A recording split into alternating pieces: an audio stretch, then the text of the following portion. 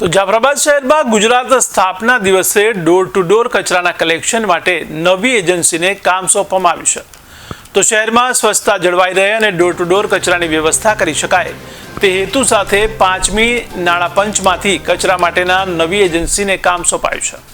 ત્યારે નગરપાલિકા chief officer તેમજ અમરેલી જિલ્લા યુવા ભાજપ પ્રમુખ ચેતન શિયાળના અધ્યક્ષસ્થાને ઉદ્ઘાટન કરવામાં આવ્યું હતું।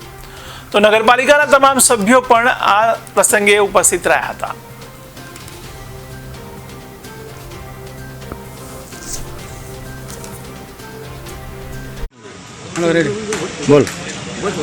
જાફરાબાદ નગરપાલિકા દ્વારા આજે ગુજરાત સ્થાપના દિન 1 મેના દિવસે ડોર ટુ ડોર કચરાનું આજથી શરૂઆત કરવામાં આવી છે।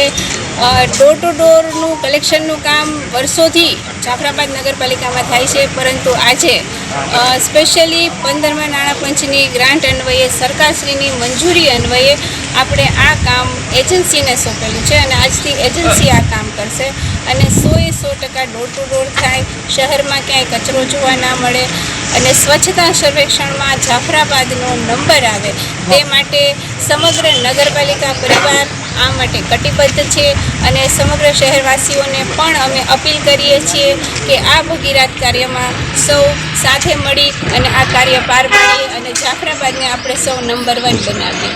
થેન્ક યુ બેન। આ તમે એજન્સીને આપ્યું ને એજન્સી પછી અઠવાડિયામાં 2 દિવસ જ આવે ને 3 દિવસ નહીં આવે તો એની માટે કોને કહેવાનું? નહીં, એ માટે નગરપાલિકાને જ કહેવાનું છે। એજન્સી જો કામ નહીં કરે તો એજન્સીને બ્લેકલિસ્ટ કરવામાં આવશે અને આપણે આ જે એજન્સી રાખી છે એ આપણે RCM સાહેબના જે નોર્મ્સ છે એ નોર્મ્સ મુજબ રાખેલી છે, પૂરતી પ્રોસિજર કરી અને એમની મંજૂરીથી રાખેલ છે। અને આમાં 2 જણા હશે કે એક ડ્રાઈવર એક જ હશે? તો એક જણો ઘરે ઘરેથી દરવાજેથી કલેક્શન કરશે કે પછી માણસો જ નાખવાનું? લોકોએ કચરો પોતાની રીતે નાખવાનો હોય। આમ છતાં કોઈ વૃદ્ધ સ્ત્રી છે, કોઈ વૃદ્ધ પુરુષ છે તો અમે હંમેશા માનવતાના નાતે એમને અહીંથી કહીશું કે ભાઈ તો એ એમને મદદ કરે।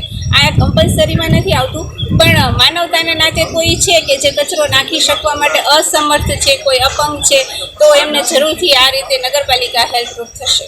Thank you.